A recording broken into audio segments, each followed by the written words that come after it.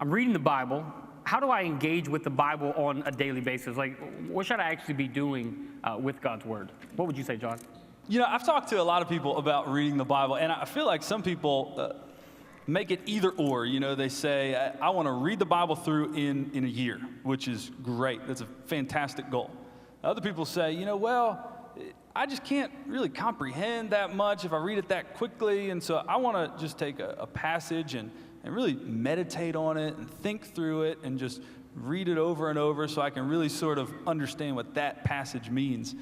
And I don't think it needs to be that either or. I think there's room, and I think it's necessary to do both of those things. I think if all we do is just, you know, pick up our Bible in the morning and get our 4 chapters in or whatever and check off the box, I feel like there's a lot that we're missing. There's a lot of God's Word that needs that meditation that goes along with His Word. But at the same time, we want to be getting God's Word into us.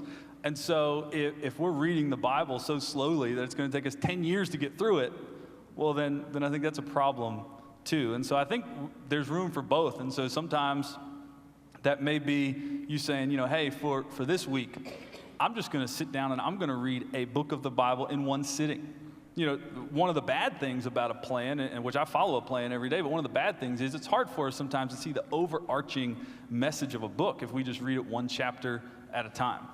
And so there's several books of the Bible, the epistles, that you can sit down and read in 15 or 20 minutes.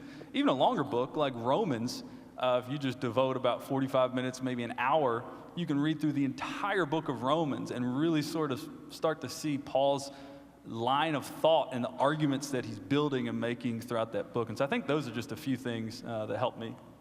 And what Mike said earlier about the 40-day plan, I think that's a great, especially for someone that's just now a Christian or just now starting to awaken to the fact you need to know the Bible. So you take a 40-day plan and get the overarching, the themes that run through the Bible, and then maybe start over and read the Bible through. I think it's a good thing. You know, I would even add to that to say when you're reading, every day when you interact with that word, you ought to be drawing away something personal for yourself in your life. And not that you're always reading yourself into the text, but it ought to have some sort of impact on you. So you ought to have, somebody said, hey, what did you get when you did your quiet time today? What was it on? You ought to be able to regurgitate something back to them that's a clear way in which you learned something or the Lord taught you something. And so a way in which you've really drawn something. It usually helps me to write that. So as I'm doing it, I have a journal Bible at the house, and so as I'm writing, I write on the side and write something that I'm learning that day. It helps force me to make sure that I'm drawing something out, not just reading, like John was saying, just reading multiple chapters and maybe not drawing stuff out of it. Another good thing daily that I think should be part of everyone's interaction with the Bible is memorization. I think a lot of times we look at that as some kind of extracurricular, or that, you know, that's for like the super Christians or Awana. What? Awana kids. Awana kids, exactly. Right.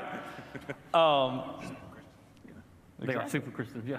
But I think that's a discipline that's necessary for us to be, you know, that Psalm 1 idea of meditating on the law of the Lord day and night. The only way that you're going to be able to do that is by putting God's word inside of you to the point that you know it and memorize it.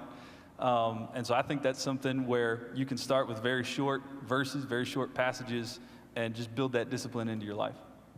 What Mike said about getting something out of the Bible, something that you can carry with you or a thought that's going to help you today, is difficult if you read straight through. Like I used to only read, start in Genesis and read all the way through and just grit my teeth through the hard parts of Leviticus and some of the Exodus and whatever, and really wasn't getting much. That's why I like some of the plans that divide the Bible up, like the McShane reading plan that gives you an Old Testament, a New Testament, a Psalm, and a proverb. I think you have a much better chance of doing what Mike was talking about.